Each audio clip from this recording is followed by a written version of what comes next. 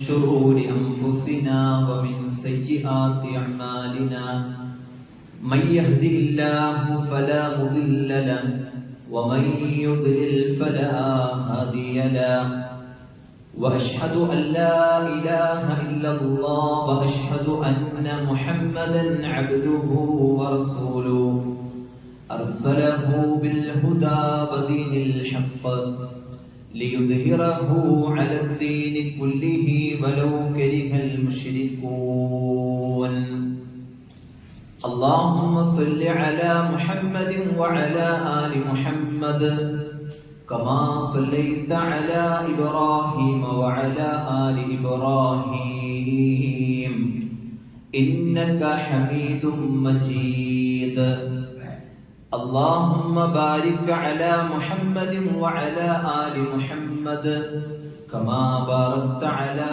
إبراهيم وعلى آل إبراهيم إنك حميد مجيد أما بعد فإن خير الحديث كتاب الله وخير الهدي هدي محمد صلى الله عليه وسلم وشر الأمور محدثاتها وكل محدثة بدعة وكل بدعة ضلالة وكل ضلالة في النار أعوذ بالله من الشيطان الرجيم بسم الله الرحمن الرحيم يا أيها الذين آمنوا اتقوا الله حق تقاته ولا تموتن إلا وأنتم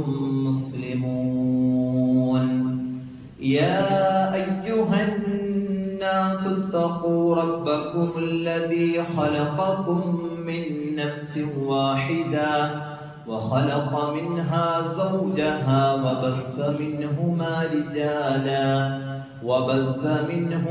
رجالا كثيرا ونساء واتقوا الله الذي تساءلون به والأرحام إن الله كان عليكم رقيبا أعوذ بالله من الشيطان الرجيم أم حسبتم أن تدخلوا الجنة ولما يأتكم مثل الذين خلوا من قبلكم مستهم البأساء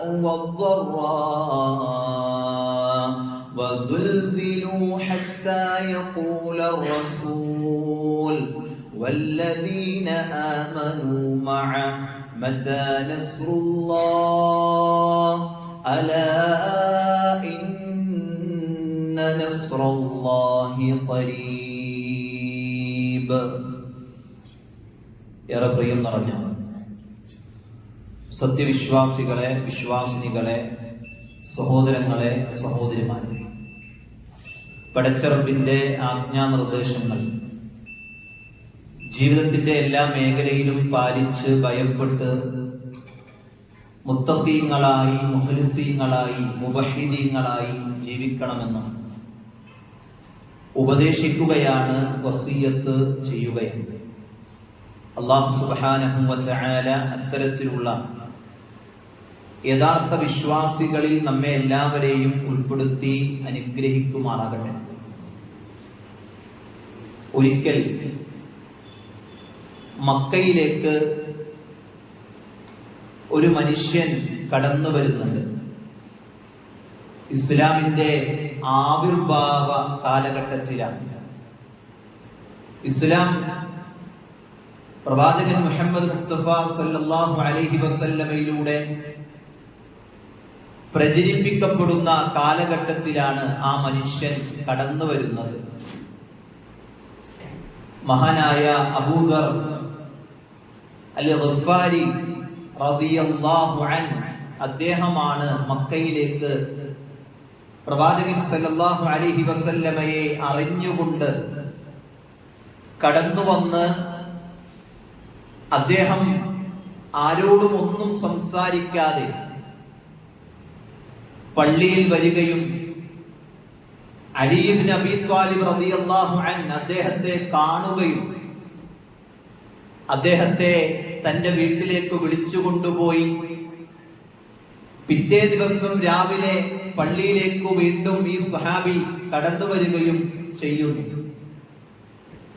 അങ്ങനെ 2-3 ദിവസം മക്കയിൽ ആരും അറിയാതെ, താൻ വന്നതിന്റെ ലക്ഷ്യമറിയാതെ, താൻ എന്തിനാണ് വന്നത് എന്ന് ആരോടും പറയാതെ ഈ സ്വഹാബി കഴിച്ചുകൂട്ടുന്ന ചരിത്രത്തെ ഇബ്നു അബ്ബാസ് റളിയല്ലാഹു അൻഹുവിൽ നിന്ന് നിവേദനം ചെയ്യുന്നത് ഇമാം ബുഖാരി റഹിമഹുല്ലാഹ് എടുത്തു കൊടുക്കുന്നുണ്ട്. എന്നിട്ട് 3 ദിവസങ്ങൾക്കപ്പുറം പ്രവാചകൻ സല്ലല്ലാഹു അലൈഹി വസല്ലമയുടെ അടുക്കലേക്ക് ഈ മനുഷ്യൻ എത്തുകയാണ്. പ്രവാചകന്റെ അടുക്കലെത്തി അള്ളാഹുവിന്റെ റസൂലിനോട് താൻ വന്ന കാര്യം അദ്ദേഹം അവതരിപ്പിക്കുന്നു. പ്രവാചകരെ, എനിക്ക് ഇസ്ലാം സ്വീകരിക്കണം, ഞാൻ മുസ്ലിമാവാൻ തയ്യാറുണ്ട് എന്ന് പ്രവാചകന്റെ അടുക്കൽ വന്നുകൊണ്ട് പറയുമ്പോ അള്ളാഹുവിന്റെ റസൂൽ അദ്ദേഹത്തിന് ഇസ്ലാമിനെ കുറിച്ച് വിശദമായി പറഞ്ഞു കൊടുക്കുന്നുണ്ട്. എന്നിട്ട് ഇതൊക്കെ കേട്ട മനുഷ്യൻ അതിന് തയ്യാറെടുത്ത് അബൂദർ റളിയല്ലാഹു അൻഹു ഇസ്ലാം സ്വീകരിച്ചപ്പോൾ അല്ലാഹുവിന്റെ റസൂല് അദ്ദേഹത്തോട് പറഞ്ഞു, യാ അബൂദർ, അബൂദറെ, മക്ക എന്ന് പറയുന്നത് ഇപ്പോൾ പരസ്യ പ്രബോധനത്തിന്റെ സമയം ആയിട്ടില്ല. അതുകൊണ്ട് അബൂദറെ, താങ്കൾ വിശ്വസിച്ച, താങ്കൾ അറിഞ്ഞ ഈ ആദർശം, ഈ വിശ്വാസം, താങ്കൾ അത് മറച്ചു പിടിക്കണം, ഉറക്കെ പറയരുത് എന്ന് അദ്ദേഹത്തോട് പ്രവാചകൻ സല്ലല്ലാഹു അലൈഹി വസല്ലം പറയുന്നുണ്ട്. എന്നിട്ടോ വർജിഇ ഇലാ ബലദിക്, താങ്കൾ താങ്കളുടെ നാട്ടിലേക്ക് തിരിച്ചു പോകണം, എന്നിട്ട് അവിടെ ചെന്ന് ഇസ്ലാമിനെ താങ്കൾ പ്രകടമായി പ്രഖ്യാപിക്കണം എന്ന് അദ്ദേഹത്തോട് പ്രവാചകൻ സല്ലല്ലാഹു അലൈഹി വസല്ലം പറയുന്നുണ്ട്. എന്നാൽ അദ്ദേഹത്തിന്റെ ചോദ്യം എങ്ങനെയാണ്, പ്രവാചകരെ, താങ്കളെ അള്ളാഹു നിയോഗിച്ചത് സത്യമല്ലേ? നിങ്ങൾ ആ വാചകങ്ങൾ, ആ പറയുന്ന വാചകങ്ങൾ വളരെ അർത്ഥവത്തായും ശ്രദ്ധയോടുകൂടിയും നിങ്ങൾ ശ്രദ്ധിക്കണം. താൻ അറിഞ്ഞ ആദർശത്തെ മറച്ചു പിടിക്കണമെന്ന് പറഞ്ഞപ്പോ പ്രവാചകൻ സല്ലല്ലാഹു അലൈഹി വസല്ലം അത് പറയാൻ കാരണം എന്താ? ആ നാട്ടിലെ ജനങ്ങൾ താങ്കളെ ആക്രമിക്കും, ഒരു വേള കൊന്നുകളയാൻ വരെ തയ്യാറാകുന്ന രൂപത്തിലാണ് അവരുള്ളത്. അതുകൊണ്ട് താങ്കൾ ഇവിടെ വെച്ച് പറയണ്ട, താങ്കൾ താങ്കളുടെ നാട്ടിൽ ചെന്ന് അത് പ്രബോധനം ചെയ്താൽ മതി എന്നതാണ്. എന്നാൽ അദ്ദേഹത്തിന്റെ ചോദ്യം, പ്രവാചകരെ, ഞാൻ താങ്കളെ നിയോഗിച്ചത് സത്യമായിട്ടല്ലേ? അതുപോലെ തന്നെ എനിക്ക് പറഞ്ഞു തന്ന ഷഹാദത്ത് കലിമകൾ അത് സത്യമല്ലേ എന്നൊക്കെ ചോദിച്ചു മസ്ജിദി, അദ്ദേഹം കഅബയുടെ ഓരത്തേക്ക് ചെന്നുകൊണ്ട് അദ്ദേഹം ഇതിനെ വിളിച്ചു പറയാ, യാ മഅ്ശറൽ ഖുറൈശ്, ഖുറൈശികളെ എന്നിങ്ങനെ ഉറക്ക വിളിച്ചു പറഞ്ഞിട്ട് അദ്ദേഹം പറഞ്ഞു, ഇന്നി അഷ്ഹദു അല്ലാ ഇലാഹ ഇല്ലല്ലാഹ്, അല്ലാഹു അല്ലാതെ ആരാധനക്കർഹൻ മറ്റാരുമില്ല എന്ന് ഞാനിതാ സാക്ഷ്യം വഹിച്ചിരിക്കുന്നു, ഞാൻ പ്രഖ്യാപിച്ചിരിക്കുന്നു, ഞാനത് അംഗീകരിച്ചിരിക്കുന്നു. വഅഷ്ഹദു അന്ന മുഹമ്മദൻ അബ്ദുഹു വറസൂലുഹു, അതുപോലെ മുഹമ്മദ് മുസ്തഫ സല്ലല്ലാഹു അലൈഹി വസല്ലം അല്ലാഹുവിന്റെ അടിമയും ദൂതനുമാണ് എന്ന് ഞാനിതാ സാക്ഷ്യം വഹിച്ചിരിക്കുന്നു എന്ന് പറഞ്ഞപ്പോ, സഹോദരങ്ങളെ, അവിടെ ഉണ്ടായിരുന്ന മനുഷ്യന്മാരൊക്കെ അദ്ദേഹത്തിന്റെ അടുക്കലേക്ക് ഓടിക്കൂടി. എന്നിട്ട് അദ്ദേഹത്തെ പ്രഹരിക്കാൻ തുടങ്ങി, അടിക്കാൻ തുടങ്ങി. ശരീരത്തിൽ മർദ്ദനങ്ങളും പീഡനങ്ങളും. എന്തിന്റെ പേരിലാ? അഷ്ഹദു അല്ലാ ഇലാഹ ഇല്ലല്ലാഹ് വഅഷ്ഹദു അന്ന മുഹമ്മദർ റസൂലുള്ളാഹി എന്ന് പറഞ്ഞതിന്റെ പേരിൽ അബൂദർ റളിയല്ലാഹു അൻഹു ഏറ്റുവാങ്ങുകയാണ്. സഹോദരങ്ങളെ, മഹാനായ അബ്ദുല്ലാഹി ഇബ്നു അബ്ബാസ് റളിയല്ലാഹു അൻഹു അദ്ദേഹം പറയുകയാണ്, ഇതാ ഞാൻ ഓടി, ഞാൻ ആ ജനങ്ങളുടെ അടുക്കലേക്ക് ഞാൻ ഇങ്ങനെ ചെന്നു. എന്തിനാണ്? അബ്ബാസ് റളിയല്ലാഹു അൻഹു പറയും, ഞാൻ അങ്ങനെ ഓടിച്ചെന്നു. എന്നിട്ട് ജനങ്ങളോട് പറഞ്ഞു വൈലക്കും, നിങ്ങൾക്ക് നാശമുണ്ട്. നിങ്ങൾ ഈ കൊല്ലാൻ പിടിച്ച മനുഷ്യനാരാണെന്നറിയോ? ഗഫാർ ഗോത്രത്തിൽപ്പെട്ട മനുഷ്യനെയാണ് നിങ്ങൾ കൊല്ലാൻ പിടിച്ചിട്ടുള്ളത്. നിങ്ങൾക്ക് ഈ നാട്ടിൽ നിന്ന് ഷാമിലേക്ക്, സിറിയയിലേക്ക് ഒക്കെ കച്ചവടത്തിന് നിങ്ങൾ പോകണമെങ്കിൽ ഈ ഗോത്രത്തെ മറികടന്നുകൊണ്ട് വേണം നിങ്ങൾക്ക് പോകാൻ. അവരുടെ നേതാവിനെ കൊന്നു കളഞ്ഞാൽ അവർ നിങ്ങളെ വെറുതെ വിടുകയില്ല എന്ന് ഓർമ്മപ്പെടുത്തിയിട്ടാണ് സഹോദരങ്ങളെ അദ്ദേഹത്തെ അവിടെ നിന്ന് രക്ഷപ്പെടുത്തുന്നത്. അദ്ദേഹത്തെ വാരിയെടുത്ത് അദ്ദേഹത്തെയും കൊണ്ടുപോകുമ്പോ സഹോദരങ്ങളെ നമ്മൾ വിചാരിക്കും അദ്ദേഹം ഈ ഏർപ്പാട് നിർത്തിയെന്ന്. ഇല്ല. പിറ്റേ ദിവസം ഇതുപോലെ തന്നെ മഹാനായ അബൂദറുൽ ഗിഫാരി റളിയല്ലാഹു അൻഹു ഇതാ കഅബയുടെ ഓരത്ത് ചെന്ന് അവിടെയുള്ള മനുഷ്യന്മാരെ വിളിച്ച്, യാ മഅ്ശറൽ ഖുറൈശ്, ഖുറൈശികളെ, ഞാനിതാ അല്ലാഹുവല്ലാതെ ആരാധനക്കർഹൻ മറ്റാരുമില്ല എന്നതിൽ ഞാനിതാ വിശ്വസിച്ചിരിക്കുന്നു. മുഹമ്മദ് മുസ്തഫ സല്ലല്ലാഹു അലൈഹി വസല്ലമ അല്ലാഹുവിന്റെ ദൂതനാണെന്നും ഞാൻ വിശ്വസിച്ചിരിക്കുന്നു എന്ന് ഉറക്കെ പ്രഖ്യാപിക്കുകയാണ്. ഇന്നലെ ലഭിച്ച അതേ മർദ്ദനങ്ങളും പീഡനങ്ങളുമാണ് സഹോദരങ്ങളെ അദ്ദേഹത്തിന് ഏറ്റുവാങ്ങേണ്ടി വന്നത്. ഞാൻ പറഞ്ഞത് നമ്മൾ ആലോചിക്കണം, ഞാൻ എപ്പോൾ മുതൽ മുസ്ലിമായി, ഞാൻ എത്ര വർഷമായി മുസ്ലിമായിട്ട് അഷ്ഹദു അല്ലാ ഇലാഹ ഇല്ലല്ലാഹ് വ അന്ന മുഹമ്മദ റസൂലുള്ളാഹ് എന്ന് പറയാൻ തുടങ്ങിയിട്ട് എത്ര നാളായി, എത്ര വർഷങ്ങളായി. ഒരാളോട് ഈ സന്ദേശത്തെ ഉറക്കെ പറഞ്ഞു കൊടുക്കാൻ, പ്രഖ്യാപിക്കാൻ, അതിനൊപ്പം നിൽക്കാൻ, ഇതാണ് സത്യമെന്ന് പറഞ്ഞു കൊടുക്കാൻ സഹോദരങ്ങളെ എത്രമാത്രം നാം ശ്രദ്ധിച്ചിട്ടുണ്ട്, എത്രമാത്രം ആ വിഷയത്തിൽ ഗൗരവം പുലർത്തിയിട്ടുണ്ട്. ലോകത്തിന്റെ ഏറ്റവും നല്ല മാന്യനായ മനുഷ്യനാരെന്ന് ചോദിച്ചാൽ ഒരാളും സംശയമില്ലാതെ പറയും, ആരാ? അഷ്റഫുൽ ഖൽഖ് മുഹമ്മദ് മുസ്തഫ സല്ലല്ലാഹു അലൈഹി വസല്ലമ. അവിടുന്ന് മദീനയിൽ നിന്ന് മക്കയിലേക്ക് ഹജ്ജിന് വരുന്ന ആളുകളുടെ ടെന്റുകളിൽ, മിനയിൽ, ഉഖാദയിൽ, മജാസിൽ, ഇങ്ങനെയുള്ള സ്ഥലങ്ങളിലൊക്കെ പോയി അവരുടെ അടുക്കൽ ചെന്നുകൊണ്ട് പറയും, യാ അയ്യുഹന്നാസ്, അല്ലയോ ജനങ്ങളെ, ഖൂലൂ ലാ ഇലാഹ ഇല്ലല്ലാഹ്, നിങ്ങൾ ലാ ഇലാഹ ഇല്ലല്ലാഹ് പറയണേ, തുഫ്ലിഹു, നിങ്ങൾ വിജയിക്കും കേട്ടോ. നിങ്ങൾക്ക് വിജയിക്കാനുള്ള ഏറ്റവും വലിയ വാചകം അത് ലാ ഇലാഹ ഇല്ലല്ലാഹയാണ്. ദുനിയാവിലും നിങ്ങൾ വിജയിക്കും, പാരത്രികമായും നിങ്ങൾക്ക് വിജയിക്കാൻ സാധിക്കുമെന്ന് പറഞ്ഞു കൊടുക്കുകയാണ്.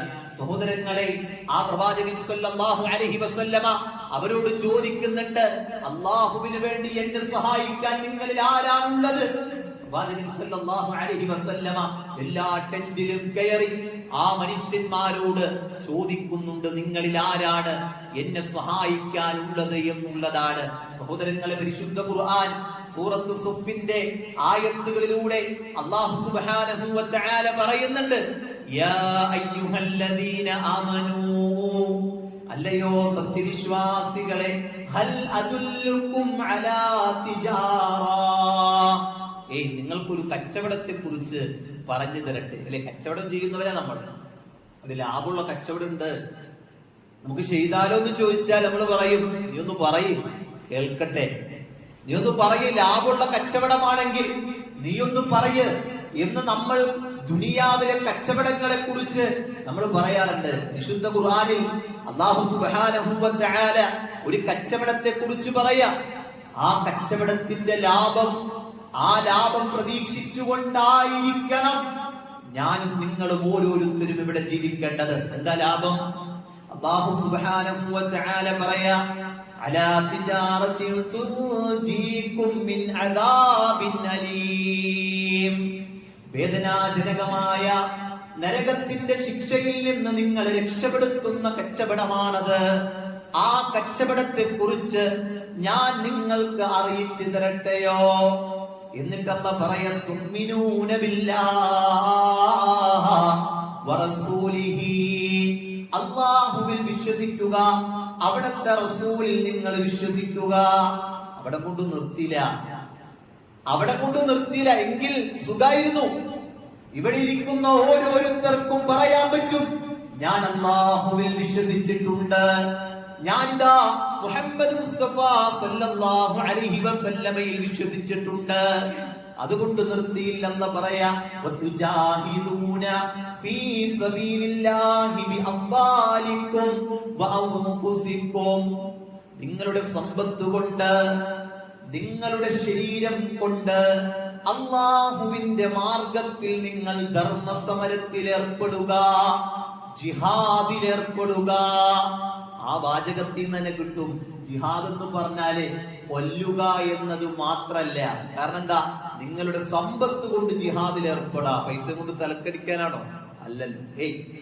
അതിൽ നിന്ന് കിട്ടും. ജിഹാദ് എന്ന് പറഞ്ഞാൽ ഒരു വശം മാത്രല്ല, അള്ളാഹുവിന്റെ ഈ ദീനിനെ നമുക്ക് ചുറ്റുമുള്ളവർക്ക് അറിയിച്ചു കൊടുക്കാൻ എന്റെ ശരീരം കൊണ്ട്, എന്റെ സമ്പത്ത് കൊണ്ട് എനിക്ക് എന്ത് ജിഹാദാണ് ചെയ്യാൻ സാധിച്ചിട്ടുള്ളത്. അല്ലാഹു സുബ്ഹാനഹു വ തആല ലാഭമുള്ള, നഷ്ടം വരാത്ത, വേദനാജനകമായ നരകത്തിന്റെ ശിക്ഷയിൽ നിന്ന് രക്ഷപ്പെടാനുള്ള ഒരു കച്ചവടത്തെ പഠിപ്പിക്കുകയാണ്. സഹോദരങ്ങളെ, കച്ചവട സ്ഥാപനങ്ങളൊക്കെ അടച്ച് ജുമഅക്ക് പള്ളിയിലേക്ക് പോകുന്നവരെ, ഇവിടെ നിന്ന് തിരിച്ചു പോകുമ്പോ ഈ കച്ചവടത്തിന് ഞാനുണ്ട് എന്ന് മനസ്സുകൊണ്ട് പറയാൻ, മനസ്സുകൊണ്ട് ചിന്തിക്കാൻ, കർമ്മം കൊണ്ട് ഒപ്പം നിൽക്കാൻ എനിക്കും നിങ്ങൾക്കും സാധിക്കണം. ഞാനുണ്ട് എന്റെ സമ്പത്ത് കൊണ്ട്, ഞാനുണ്ട് എന്റെ സമയം കൊണ്ട്, ഞാനുണ്ട് എന്റെ ആയുസ് കൊണ്ട്, ഞാനുണ്ട് എന്റെ ശരീരം കൊണ്ട് ഈ ദീനിനു വേണ്ടി പ്രയത്നിക്കാൻ എന്ന് പറയാൻ നമുക്ക് പറ്റണം. അല്ലാഹു സുബ്ഹാനഹു വ തആല പറയാ, ദാലികും ഖൈറുൽ ലക്കും. വല്ലാത്ത വാചകം. എന്താണ്? നിങ്ങൾ ഇനി ആരെങ്കിലും കേൾക്കുമ്പോ അശ്രദ്ധമായിരിക്കണമെങ്കിൽ, ഈ കച്ചവടം എന്നെ കൊണ്ട് എനിക്ക് വേണ്ട എന്നാണ് തീരുമാനെങ്കിൽ, അല്ലാഹു പറയാ, ദാലികും ഖൈറുൽ ലക്കും ഇൻ കുൻതും തഅലമൂൻ. നിങ്ങൾ അറിയുന്നവരാണെങ്കിൽ അതാണ് നിങ്ങൾക്ക് ഏറ്റവും ഉത്തമം എന്ന് അല്ലാഹു സുബ്ഹാനഹു വ തആല പഠിപ്പിക്കുകയാണ്. നിങ്ങൾ അങ്ങനെ ചെയ്താൽ നിങ്ങൾക്കുള്ള ഗുണമെന്താ? യഗ്ഫിർ ലക്കും ദുനൂബക്കും വയുദ്ഖിൽക്കും ജന്നാത്തിൻ തജ്രി. നിങ്ങളുടെ പാപങ്ങൾ അല്ലാഹു പുറത്തു തരും. യഗ്ഫിർ ലക്കും, നിങ്ങൾക്ക് അല്ലാഹു പുറത്തു തരും. ദുനൂബക്കും, നിങ്ങളുടെ പാപങ്ങളെ. വയുദ്ഖിൽക്കും, നിങ്ങളെ പ്രവേശിപ്പിക്കും. എവിടെ? ജന്നാത്തിൻ തജ്രി മിൻ തഹ്തിഹൽ അൻഹാർ. താഴ്ഭാഗത്തു കൂടി അരുവികൾ ഒഴുകുന്ന സ്വർഗീയ തോപ്പുകളിൽ നിങ്ങളെ അവൻ പ്രവേശിപ്പിക്കുന്നതാ. ഒരു വിശദീകരണത്തിന്റെയും ആവശ്യമില്ല.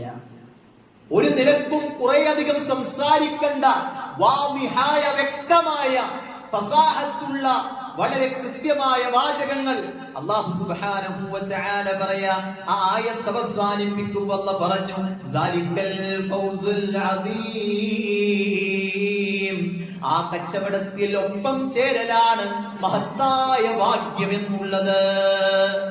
ഈ ദഅവത്തിന് വേണ്ടി കൂടിയിരിക്കുക, ദഅവത്തിന് വേണ്ടി ഒപ്പം നിൽക്കുക, ദഅവത്തിന് വേണ്ടി ചേർന്ന് നിൽക്കുക, അത് മഹത്തായ ഭാഗ്യമാണ് എന്ന് അല്ലാഹു സുബ്ഹാനഹു വ തആല നമ്മളോട് പഠിപ്പിച്ചു തരികയാണ്. സഹോദരങ്ങളെ, നമ്മൾ എന്താണ് ഇതിനു വേണ്ടി കൊടുത്തിട്ടുള്ളത്? നമ്മൾ ഇസ്ലാം എന്ന് പറഞ്ഞ് നമ്മൾ പലതും നേടിയിട്ടുണ്ട്. നമുക്ക് പലതും കിട്ടിയിട്ടുണ്ട്. ഇസ്ലാം എന്ന രൂപത്തിൽ, മുസ്ലിമാണ് എന്ന രൂപത്തിൽ നമുക്ക് പല രൂപങ്ങളും പല ഭാഗ്യങ്ങളും നിഅമത്തുകളും നമ്മൾ ആസ്വദിക്കുന്നുണ്ട്. എന്നാൽ നമ്മൾ എന്ത് തിരിച്ചിട്ടുണ്ട് ഇസ്ലാമിന് വേണ്ടി? നമ്മളെന്ത് കൊടുത്തിട്ടുണ്ട്? ഒരു വിയർപ്പ് തുള്ളി തന്റെ നെറ്റിത്തടത്ത് നിന്ന് വീണപ്പോ ഇത് ഇസ്ലാമിന് വേണ്ടിയാണെന്ന് പറയാനുള്ള ഒരു നിമിഷം ആയുസിന്റെ എവിടെയെങ്കിലും നമുക്കുണ്ടോ?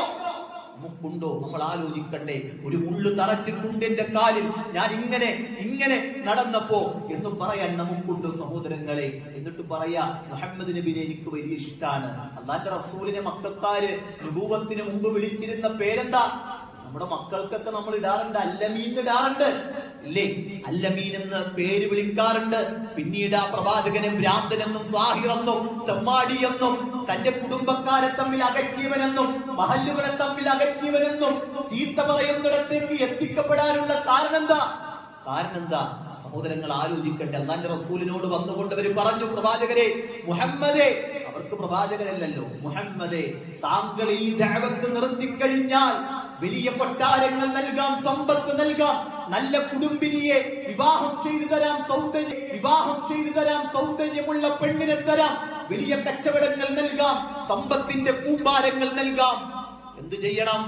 ഈ ദഅവത്തൊന്ന് നിർത്തിവെക്കണം. ഇത് പറയാൻ പറ്റില്ല.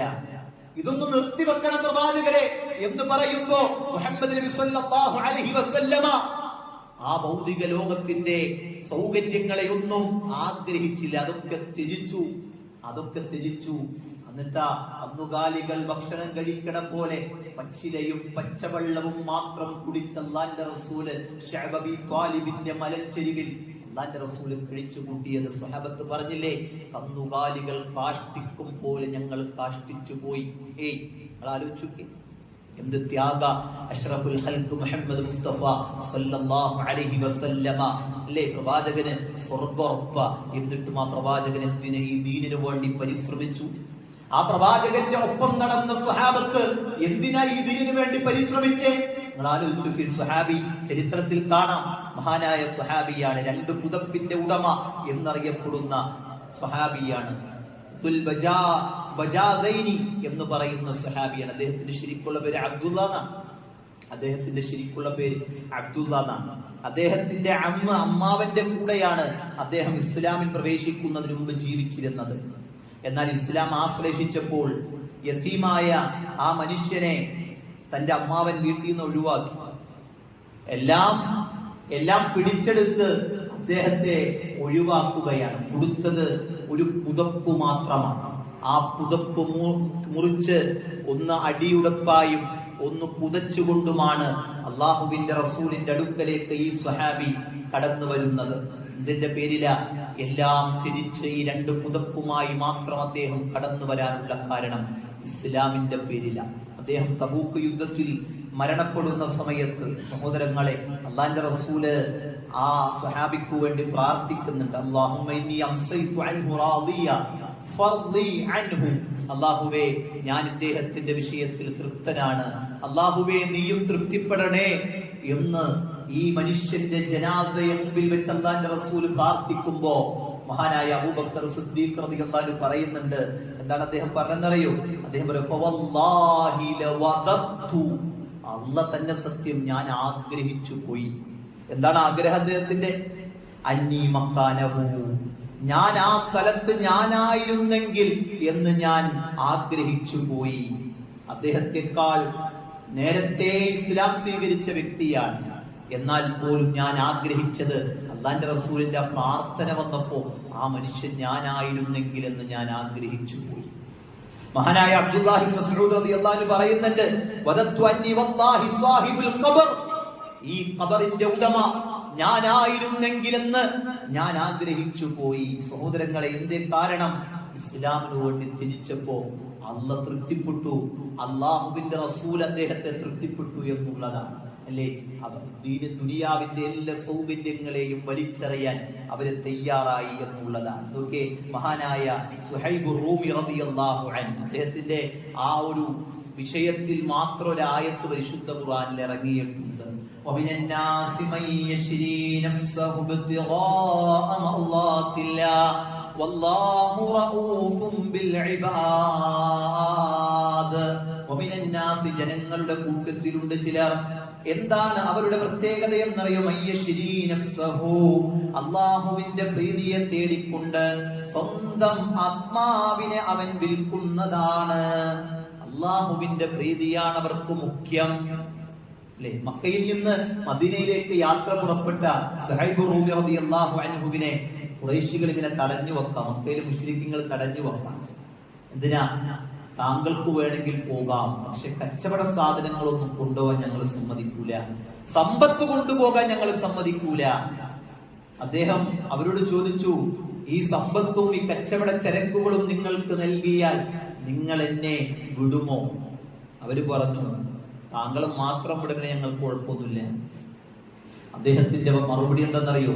എങ്കിൽ ഈ കച്ചവട സാധനങ്ങളും അതുപോലെ തന്നെ ഈ സമ്പത്തുമൊക്കെ നിങ്ങളെടുത്തോ. വെറും കൈയോടെ മദീനയിലേക്ക് യാത്ര പോകുന്ന സുഹൈബ് റൂമി റളിയല്ലാഹു അൻഹുവിനെ ചരിത്രത്തിൽ നമുക്ക് കാണാം. സഹോദരങ്ങളെ, അല്ലെ, നമ്മള് ഇവിടെ NRCയും ഒക്കെ വന്നപ്പോ നമ്മുടെയൊക്കെ മനസ്സിലെ വല്ലാത്തൊരു ഭീതി എന്തായിരുന്നു? ചില ആളുകളൊക്കെ ഇസ്ലാം മതം മാറാൻ വരെ തീരുമാനിച്ച ആൾക്കാരൊക്കെ പേടിച്ചിട്ട് ഇനി പോകേണ്ടി വരും, മുസ്ലിം ആയവിടെ ജീവിക്കാൻ പറ്റും എന്നൊക്കെ ചിന്തിച്ചിട്ട് ഇപ്പോഴും അഴകുഴമ്പൻ നിലപാട് ദീനിന്റെ വിഷയത്തിൽ എടുക്കുന്ന എത്ര പേരാ? ഒരു കണിശതയൊക്കെ വന്നു കഴിഞ്ഞാൽ പ്രശ്നമാണ് എന്ന് ചിന്തിക്കുന്നവർ. സഹോദരങ്ങളെ, ഇവരൊക്കെ സമ്പത്തും കുടുംബവും വീടും ഒക്കെ ഒഴിവാക്കിയത് ഈ ദീനിനു വേണ്ടിയാണെങ്കിൽ അത്രയൊന്നും വേണ്ടല്ലോ. നമുക്ക് എത്ര സൗകര്യങ്ങളാ. ബാങ്ക് ഉറക്കെ വിളിക്കാൻ നമുക്കിപ്പോൾ അവസരമുണ്ട്, ഖുത്ബ കേൾക്കാൻ നമുക്ക് അവസരമുണ്ട്, ബാങ്ക് കേട്ടാൽ പള്ളിയിൽ വന്ന് നിസ്കരിക്കാൻ നമുക്ക് അവസരമുണ്ട്, അല്ലേ? എത്ര സൗകര്യങ്ങളാ നമ്മുടെ മുമ്പിൽ ഉള്ളത് സഹോദരങ്ങളെ. ഈ സൗകര്യങ്ങളിൽ എന്ത് നന്ദിയാണ് ഞാനും നിങ്ങളും കാണിക്കുന്നത് എന്നത് നമ്മൾ ചിന്തിക്കണം. ഏതു മതം സ്വീകരിക്കാനും ഏതു മതം പ്രബോധനം ചെയ്യാനും ഇവിടത്തെ ഭരണഘടന നമുക്ക് അവകാശം നൽകുമ്പോൾ ആ അവകാശത്തെ ഉപയോഗപ്പെടുത്താൻ നമുക്ക് സാധിക്കണ്ടേ? അതൊക്കെ എപ്പോഴും ഒഴിവാക്കണമെന്നും പറയാൻ പറ്റില്ല. ആ ഒഴിവാക്കുന്നതിന് മുമ്പ് വരെ ഈ ദഅവത്ത് ഇസ്ലാമിനെ കുറിച്ച് തെറ്റിദ്ധരിച്ചവരോട് ഇതാണ് ഇസ്ലാം എന്ന് പറഞ്ഞു കൊടുക്കാൻ നമ്മൾ ഉണ്ടാകേണ്ട സഹോദരങ്ങളെ. നമുക്കെങ്ങനെ ഇസ്ലാം കിട്ടിയേ? നിങ്ങൾ ആലോചിച്ചു, ഞാൻ എങ്ങനെ മുസ്ലിമായി? നമ്മുടെയൊക്കെ ഒരു തലമുറ എടുത്തു നോക്കി, ഇസ്ലാമാണോ മുസ്ലിമാണോ? അല്ലല്ലോ. മാലിക് ഇബ്നു ദീനാറും കൂട്ടരും സഹാബത്ത് എന്ന് പറഞ്ഞപ്പോ അല്ലേ, ആ ഒട്ടകങ്ങൾ തിരിഞ്ഞിരുന്ന സ്ഥലത്തേക്ക് അവർ യാത്ര ചെയ്യാൻ അങ്ങനെ കടന്നു വന്ന് സ്വഹാബത്ത് 1,00,000 കൂലി കിട്ടണ, നിസ്കരിച്ച കൂലി കിട്ടണ സ്ഥലത്തുനിന്ന് സ്വഹാബത്ത് മറ്റു നാട്ടിലേക്ക് യാത്രയായത് എന്തിനു വേണ്ടിയാ? ഈ ദഅവത്ത് നടത്താൻ വേണ്ടിയാ. അതുകൊണ്ട് ഞാൻ എന്താണ് ഇസ്ലാമിന് വേണ്ടി ചെയ്യുന്നത് എന്ന് ചിന്തിക്കുക. സ്വഹാബത്ത് പലതും തിരിച്ചിട്ടുണ്ട് എന്ന് മനസ്സിലാക്കാം. അല്ലാഹു സുബ്ഹാനഹു വ തആല അനുഗ്രഹിക്കുമാറാകട്ടെ.